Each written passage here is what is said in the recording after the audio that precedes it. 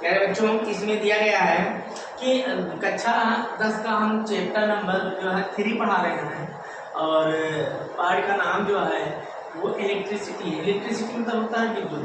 विद्युत किस प्रकाशन से है? चंद्रा प्रकाशन से। ठीक है। और सवाल नंबर 35 है। इसमें देखो कि यहाँ कहा गया कि 8 ओम प्रतिरोध का कोई विद्युत हीटर विद्युत मेंस में 2 घंटे तक 15 एम्पियर विद्युत धारा लेता है। हीटर में उत्पन्न ऊष्मा की दर, अब देखिए ऊष्मा की दर के लिए मतलब फार्मूला होता है ऊष्मा दर मतलब किस समय बाद, तो फार्मूला होता है W/T। ये याद करना है W। तो हम ऊष्मा की दर को हम P से प्रदर्शित करते हैं।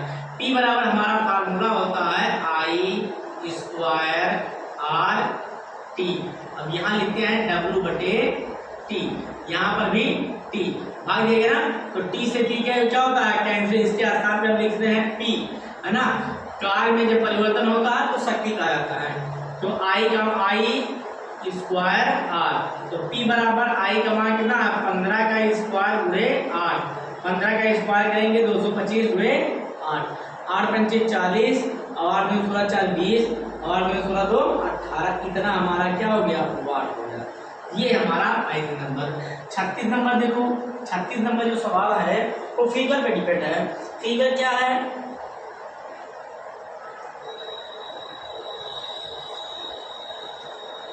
चार्ज लगा बैटरी पर माइनस, उसके बाद यहाँ कर देते हैं, फिर इन दोनों पे है जो लाइनिंगें होती है और उसके बाद ये एक मान लीजिए कोई बैटरी है। ठीक, बैटरी में देख लीजिए आप एक नीचे की तरफ ऐसे करके, एक नीचे की तरफ, एक इस ऊपर की तरफ, एक इधर।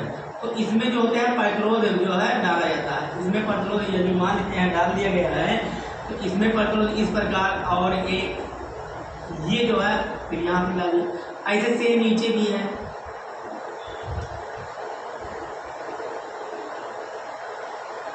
ये पर अब यहाँ पर दिया है धाराएं एक ऊपर की तरफ प्रवाहित हो रही है, एक नीचे की तरफ, एक इस तरह धारा प्रवाहित हो रही है और एक इस तरह हो रहा है, एक इस तरह। अब धाराएं जो होगी दिशा इसी पर मॉडल में होगी, दिशाएं जो होगी ये इस मॉडल में।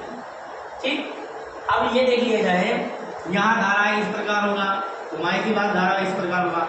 यहाँ जो दिया गया है 4 ओम 4 ओम पर ये एक ही है, ये जो है एक ही है।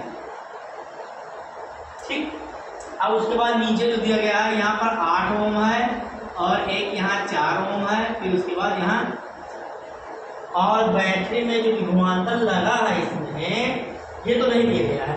कहा गया है कुल प्रतिरोध आती है, कहा गया है चित्र जो बना है इसमें प्रतिरोध आती है। अगर एक ही लाइनिंग में यदि है, एक ही लाइनिंग में है तो ये याद रहे आपको, वो श्रेणी क्रम में, एक ही लाइन में है तो श्रेणी क्रम में है। यदि ऊपर और नीचे रखा गया है तो वो क्या है? समांतर क्रम।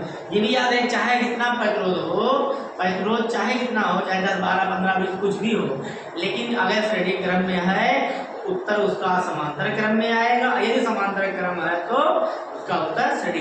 ये एक अल्टरनेटिव लगाना है, बदलता रहेगा। यहाँ R1 का मान कितना है? 4 ओम। R2 का मान 4 ओम। ठीक, अब यहाँ पर हमारा जो दिया है इसमें फिगर में, यहाँ पर क्या लिखा है? A और यहाँ पर B। अब हम क्या करेंगे कि A और B के बीच में जो है हम पहले प्रतिरोध निकालेंगे। तो यहाँ पर पहले लिखते हैं कि R1 व R2 किस क्रम में है? श्रेणी क्रम में। तो यहाँ पर हम करते हैं श्रेणी क्रम में है। अब देखो R बराबर R1 प्लस R2, तो 4 ओम प्लस 4 ओम, तो मिला जुला के कितना हो गया? 8 ओम। अब देखो ये जो क्रम आया वो किस क्रम में हो गया? समांतर क्रम में। किस क्रम में? समांतर क्रम में। ठीक है। और अब यहाँ पर R डैश मान लेते हैं इसको, R डैश और R डैश को हम R3 का जो मान दिया है, R3 तीसरा ऑप्शन, R3 बराबर दिया है कितना? 8। अब यहाँ क्या लिखेंगे? R डैश व R3 किस क्रम में है? समांतर क्रम में। किस क्रम में है? समांतर क्रम में।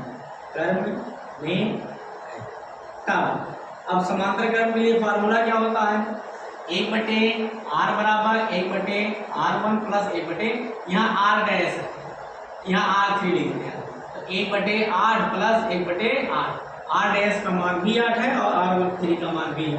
तो नीचे जब बराबर होता है, हर जब बराबर हो तो अंश को जोड़ लिया जाता है या घटा दिया जाता है।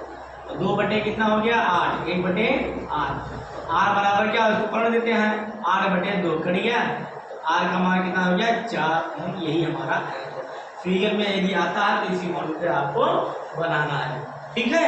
इतना 2 क्वेश्चन होगा, ये आप लोग रेडी कर लीजिए, परीक्षा में आता है।